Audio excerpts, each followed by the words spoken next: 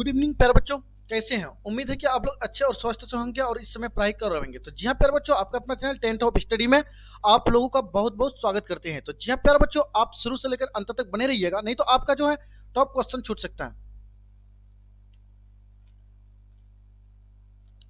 Good evening प्यारे बच्चों, आपका अपना चैनल टेंथ ऑफ स्टडी में आप लोगों का बहुत बहुत स्वागत करते हैं। तो जी हाँ प्यारे बच्चों, कैसे हैं? उम्मीद है कि आप लोग अच्छे और स्वस्थ से होंगे और इस समय पढ़ाई कर रहे होंगे। तो जी हाँ प्यारे बच्चों, आज हम क्लास 10 के हिस्ट्री के मोस्ट इंपोर्टेंट क्वेश्चनों को इस वीडियो में कवर करने वाला हूं, जो आपके लिए बहुत ही यूजफुल होने वाला है।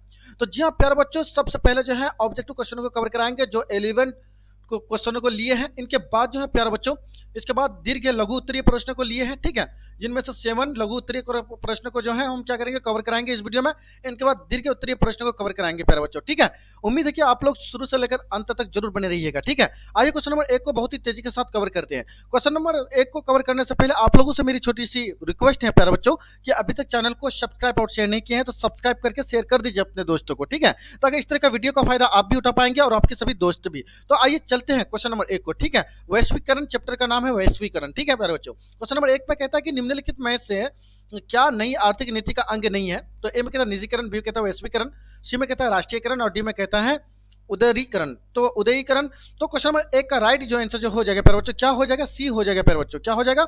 सी हो जाएगा प्यारे बच्चों, जो राष्ट्रीयकरण हो जाएगा, ठीक है। राष्ट्रीयकरण जो है नई आर्थिक नीति का अंग नहीं है, ठीक है। आइए क्वेश्चन नंबर 2 को कवर करते हैं कि निम्नलिखित में से कौन सा बहुराष्ट्रीय बहुराष्ट्रीय कंपनी है प्यारे बच्चों। एक कहता है कि फोर्ड मोटर्स, बी में कहता है सैमसंग, डी में कहता है कि कोका कोला, डी में कहता है इनमें से कोई नहीं। क्वेश्चन नंबर 2 का राइट आंसर जो हो जाएगा प्यारे बच्चों, आपका डी हो जाएगा, जो इनमें से सभी जो है क्या है, बहुराष्ट्रीय कंपनी है प्यारे बच्चों, ठीक है। क्वेश्चन नंबर 3 को कवर कहते हैं वैश्वीकरण। वैश्वीकरण का क्या अर्थ है? वैश्वीकरण के क्या अर्थ है प्यारे बच्चों? एक कहता है कि आयात पर नियंत्रण, बी में कहता है निर्यात पर नियंत्रण, सी में कहता है कि विश्व आर्थिक व्यवस्था पर समन्वय और डी में कहता है इनमें से कोई नहीं। क्वेश्चन नंबर 3 का राइट आंसर जो हो जाएगा प्यारे बच्चों, आपका सी हो जाएगा, जो विश्व अर्थव्यवस्था से समन्वय हो जाएगा, ठीक है। आइए क्वेश्चन नंबर 4 को कवर करते हैं। विश्व व्यापार संगठन का मुख्यालय कहाँ है प्यारे बच्चे? ए कहता है जेनेवा, बी में कहता है पेरिस, सी में कहता है न्यूयॉर्क, डी में कहता है वाशिंगटन। तो क्वेश्चन नंबर 4 का राइट आंसर जो हो जाएगा प्यारे बच्चों, क्या हो जाएगा? ए हो जाएगा प्यारे बच्चों, जो जेनेवा हो जाएगा, ठीक है। क्या हो जाएगा? जेनेवा हो जाएगा प्यारे बच्चों, ठीक है। आइए क्वेश्चन नंबर 5 को कवर करते हैं कि वैश्वीकरण के मुख्य अंग कितने हैं? कहता है 1, बी में कहता है 2, सी में कहता है 3 और डी में कहता है 5। तो क्वेश्चन नंबर 5 का राइट आंसर जो हो जाएगा प्यारे बच्चों, ए हो जाएगा, जो 1 है, ठीक है। वैश्वीकरण के मुख्य अंग कितने हैं? 1 अंग है, ठीक है। आइए क्वेश्चन नंबर 6 कवर करते हैं कि नई आर्थिक नीति में किसे सम्मिलित किया गया है प्यारे बच्चों? नई आर्थिक नीति में जो है किसे सम्मिलित किया गया है प्यारे बच्चों? ए कहता है कि उदारीकरण, बी में कहता है निजीकरण, सी में कहता है वैश्वीकरण, डी में कहता है इनमें से सभी। तो क्वेश्चन नंबर 6 का राइट आंसर जो हो जाएगा प्यारे बच्चों, डी हो जाएगा। क्या हो जाएगा? डी हो जाएगा, जो इनमें से सभी हो जाएगा, ठीक है। आइए क्वेश्चन नंबर 7 को कवर करते हैं कि नई आर्थिक नीति में किसे सम्मानित नहीं किया गया है? ए में कहता है नियंत्रित अर्थव्यवस्था, बी कहता है कि उदारीकरण, सी में कहता है कि वैश्वीकरण, डी में कहता है इनमें से कोई नहीं। तो क्वेश्चन नंबर 7 का राइट आंसर जो हो जाएगा प्यारे बच्चों, आपका ए हो जाएगा, जो नियंत्रित अर्थव्यवस्था हो जाएगा। आइए क्वेश्चन नंबर 8 को कवर करते हैं कि निम्नलिखित में से कौन विदेशी ब्रांड नहीं है?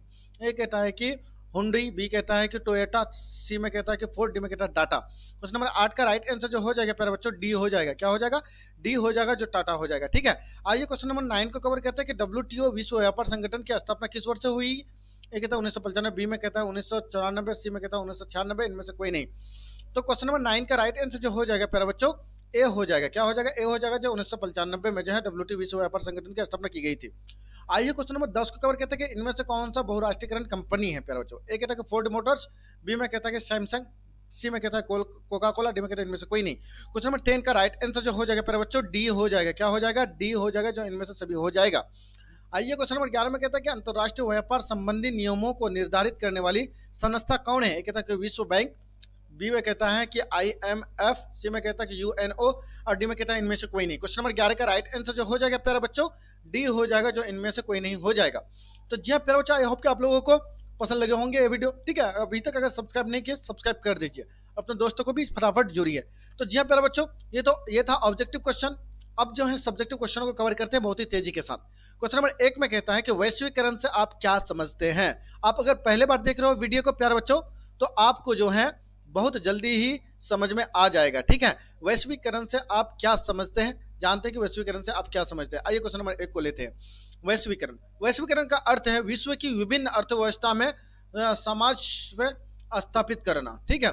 क्या कहता है कि समाज में जो है क्या कहता है कि वैश्वीकरण का अर्थ विश्व की विभिन्न अर्थव्यवस्थाओं पर क्या करना है कि सामान जो है स्थापित करना होता है, ठीक है, और उन्हें एक दूसरे से जोड़ना है। और इस अवस्था में वस्तुओं को आयात एवं निर्यात पर ही कोई प्रतिबंध नहीं होता है प्यारे बच्चों। इसके अंतर्गत विश्व की सभी अर्थव्यवस्था एक बाजार या एक अर्थव्यवस्था का रूप ले लेती है, ठीक है, जिसको हम क्या कहते हैं वैश्वीकरण कहते हैं, ठीक है। आइए क्वेश्चन नंबर 2 को कवर करते हैं प्यारे बच्चों। क्वेश्चन नंबर 2 में कहता है कि बिहार में वैश्वीकरण की कई दो नकारात्मक प्रभाव बताइए। बिहार में जो वैश्वीकरण का जो नकारात्मक जो प्रभाव जो है उनके दो नकारात्मक प्रभावों को बताने के लिए कह रहा है इसको प्रश्न में। तो आइए देखिए क्या नकारात्मक है। दो कि बिहार में वैश्वीकरण के निम्नलिखित दो प्रमुख नकारात्मक प्रभाव इस प्रकार है। पहला, कृषि क्षेत्र की उपेक्षा। कृषि क्षेत्र उपेक्षा यानी बिहार कृषि प्रधान राज्य है। बिहार कृषि प्रधान राज्य है प्यारे बच्चों। कृषि पर वैश्वीकरण की नीति का कोई सकारात्मक प्रभाव नहीं दिख रहा है। और यह वैश्वीकरण के अंतर्गत जो भी निवेश किया जा रहा है वह संतोषप्रद नहीं कहा जा सकता है।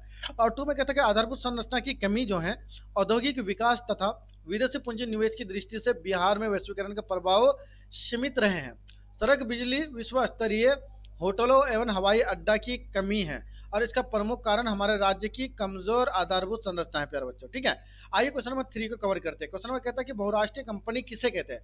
बहुराष्ट्रीय कंपनी किसे कहते हैं प्यारे बच्चों, देख लेते हैं कि बहुराष्ट्रीय जो है कंपनी किसे कहते हैं। ऐसी कंपनी जिसकी उत्पादक तथा व्यापारिक गतिविधियां एक से अधिक देशों में फैली हो, यानी एक से अधिक देशों में जो है फैली हो, तो कंपनी जिसकी उत्पादक व व्यापारिक गतिविधियों से एक से अधिक देशों में फैली हो, जैसे कि कोका कोला, पेप्सी तथा मोटर्स, फोर्ड मोटर्स आदि बहुराष्ट्रीय कंपनियां कहलाती हैं। बहुराष्ट्रीय कंपनी का मतलब यह होता है प्यारे बच्चों जो अदर देशों में जो है इनकी जो है कंपनियां को स्थापित किया गया है और वो अलग अलग देशों को जो है प्रोवाइड करता है, तो उसको हम क्या कहेंगे, ठीक है, व्यापारिक गतिविधियां जो है क्या कहेंगे, उसको हम प्यारे बच्चों बहुराष्ट्रीय कंपनियां कहलाएंगे, ठीक है।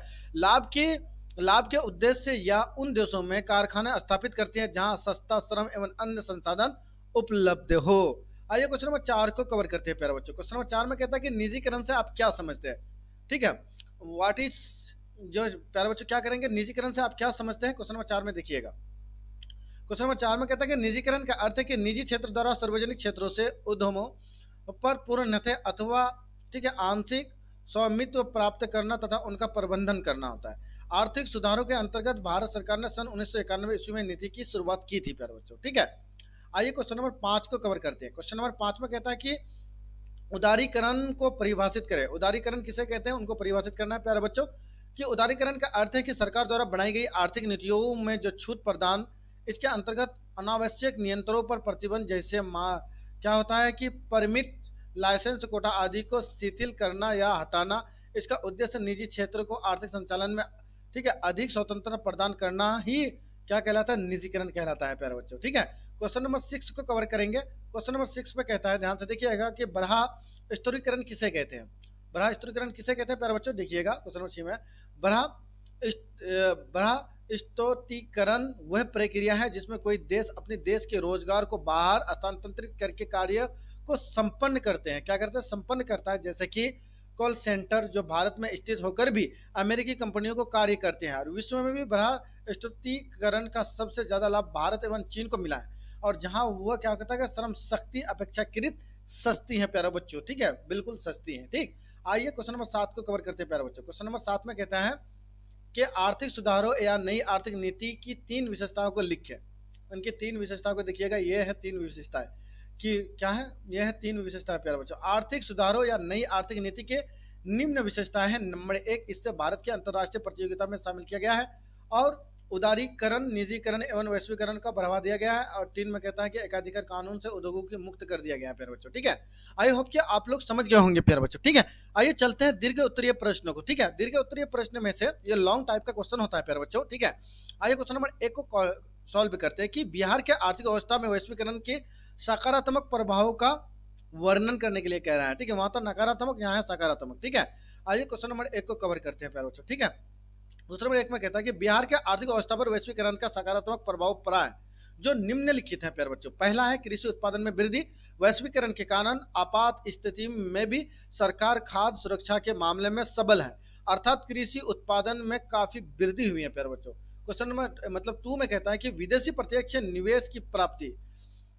कहता है कि वैश्वीकरण के फलस्वरूप बिहार में विदेशी के प्रत्यक्ष निवेश भी हुआ है, और वह भविष्य में विदेशी प्रत्यक्ष निवेश में वृद्धि की आशा की जाती है प्यारे बच्चों।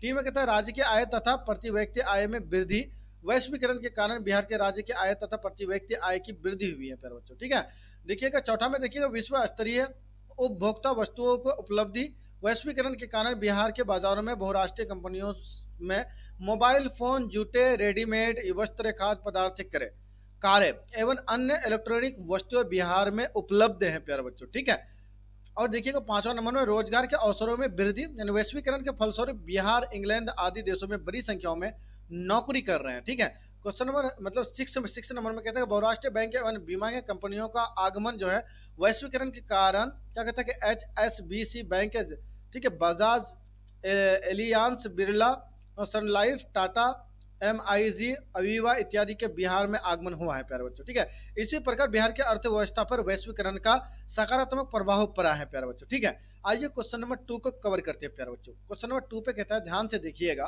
कि भारत में वैश्वीकरण का वर्णन करें। भारत में वैश्वीकरण का वर्णन करने के लिए कह रहा है, देखिएगा इनका वर्णन कीजिए प्यारे बच्चों। ठीक है, भारत में वैश्वीकरण की आवश्यकता आज के संदर्भ में अति आवश्यक है।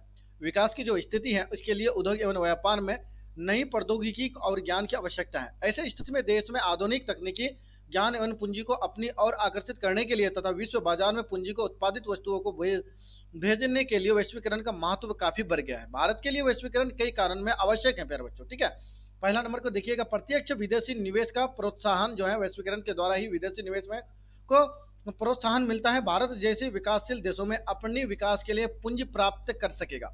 नंबर 2 में मानवीय पूंजी की क्षमता का विकास जो है वैश्वीकरण के लिए दो मुख्य घटकों का होना अनिवार्य होता है। शिक्षा तथा कौशल, इन दोनों घटकों के द्वारा ही मानवीय विकास को बढ़ावा मिलता है। क्वेश्चन नंबर 3 में कहता है प्रतियोगिता वैश्वीकरण के संसाधनों में आवंटन में कुशलता आएगी, पूंजी निपुण अनुपात घटेगा तथा श्रम की उत्पादकता में वृद्धि होगी और इनमें से देश की विदेशी पूंजी एवं आधुनिक तकनीक प्रभावित हो सकेगी प्यारे बच्चों। ठीक है, चौथा में इच्छा उपभोक्ता वस्तुओं की प्राप्ति, भारत में वैश्वीकरण की आवश्यकता भारत जैसे विकासशील देशों में अच्छी गुणवत्ता वाले उपभोक्ता को वस्तुओं की तुलना में कम कीमतों पर प्राप्त करने का योग्य बनाता है। ठीक है, क्वेश्चन नंबर 5 में मतलब 5 नंबर में कहता है कि नए बाजार तक पहुंच, भारत जैसे विकासशील देश के लिए विश्व बाजार तक पहुंचने का एक आम रास्ता वैश्वीकरण ही है प्यारे बच्चों। 6 में उत्पादन के स्तर को उन्नत करना वैश्वीकरण के माध्यम से ही संभव हो पाता है, क्योंकि वैश्वीकरण के द्वारा ही अच्छे किस्म के मशीन तथा उन्नत तकनीक के उपयोग से उत्पादन के स्तर को ऊपर उठाया जाता है प्यारे बच्चों। 7 में कहता है कि बैंकिंग तथा वित्तीय क्षेत्रों में सुधार, देश में विदेशी बैंकों का आगमन से देश की बैंकिंग की वित्तीय व्यवस्था में सुधार होगा प्यारे बच्चों। ठीक है, तो जी हाँ प्यारे बच्चों, ये जो है आप लोगों का लघु उत्तरीय प्रश्न था। क्या था प्यारे बच्चों? ठीक है, लघु उत्तरीय और दीर्घ उत्तरीय प्रश्न था। ठीक है, तो जी हाँ प्यारे बच्चों, मेरा चैनल अगर आप लोगों को अच्छा लगा है तो जम के सब्सक्राइब करके शेयर कर दीजिए। नेक्स्ट वीडियो आपके बीच लेकर के मिलूंगा। Thank you.